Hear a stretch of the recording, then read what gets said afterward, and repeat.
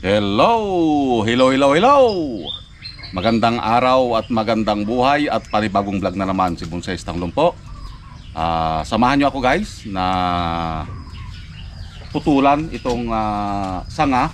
Dati ito, pinutol lang natin kasi walang sanga. So sa pamamagitan ng pagputol, nagkakaroon siya ng sanga. Okay? Pero bago natin galawin ito, ipakita muna natin kung ano yung ginawa natin noon at makita nyo din yung kanyang itsura. Okay? Bago natin pinutol, ito yung kanyang itsura. So wala pa siyang mga sanga.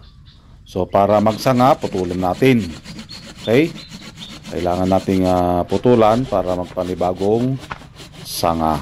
So ayan, pinuputol na natin ang kanyang trunk. So, kaya tayo nagputol para i-provide yung kanyang mga kamay. Okay? So, ito na ang kanyang itsura. Naputol na siya. Yan. Wala pang kamay. Antayin natin ito na tubuan ulit. So, after 1 month, ito na siya ulit. Tinubuan na ng mga sanga. So palakihin pa natin yan para putulin ulit. So ayan, nakita nyo na yung kanyang itsura noon. Sa pamamagitan ng pagputol, nagkaroon siya ulit ng panibagong sanga. So ganun lang ang gagawin natin. Kapag gusto nating magsanga ang isang puno, kailangan nating putulin para magkaroon ng sanga. Okay? So ipakita muna natin yung kanyang mga sanga ngayon.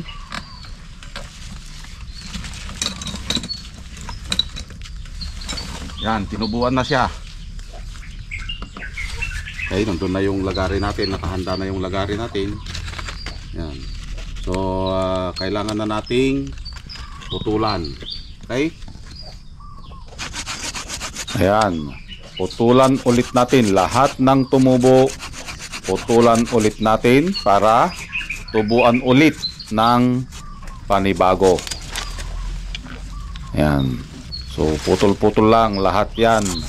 Kailangan nating putulan para magsanga ulit ng dalawa. So hanggang pasiksik na ng pasiksik ito.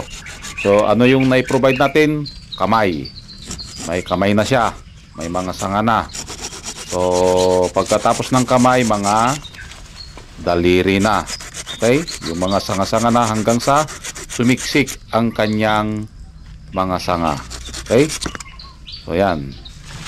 Putol-putol lang. Pinabayaan natin ito ng 7 buwan. Yan. Putol ulit. Wala tayong ititira dyan. Ang ititira lang natin ay yung gusto pa nating palakihin. Yan, natilim ang aking lagari kahit napakaliit. Ito ay pang bonsai talaga. Yan. So, the last one. Yun. At ito na nga. Final cutting ni Bonsai Tanglong ang kanyang sanga. Yun. Pwede pang maglagari si Bonsai Tanglong. Push in pull lang yan.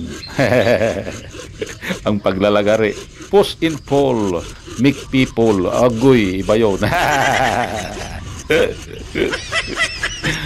So, yan. So, from cuttings ito. Itinusok lang natin. Agoy. Nakakabuhay talaga yung tusok. Nakakabuhay ang tusok. Agoy, agoy, agoy, agoy. So kung wala kang itutusok, wala ka ding maharvest. Okay?